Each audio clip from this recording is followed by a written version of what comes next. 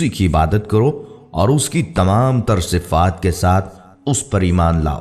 آپ صلی اللہ علیہ وسلم کا دنیا میں آنا اور خاص طور پر عرب کی سرزمین پر آنا جیسے روشنیوں کی نوید تھی۔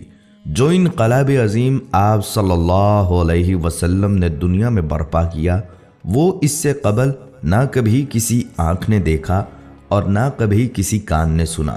کہانی شروع ہوتی ہے جب سرزمین عرب میں ہر طرف ظلم و ستم، جبر و تشدد اور وحشت و بربریت نے ڈیرے ڈال رکھے تھے۔ کفر اور ظلم و جہالت کی تاریکی نے عالم انسانیت کو چاروں طرف سے گھیر رکھا تھا۔ عرب کی حالت دنیا کے دوسرے خطوں سے زیادہ دگرگوں تھی۔ جہالت اور نفس پرستی کی وجہ سے ان کی اخلاقی حالت انتہائی خراب تھی۔ شراب نوشی، عورتوں کا عریاں رقص، لڑکیوں کو زندہ دفن کر دینا،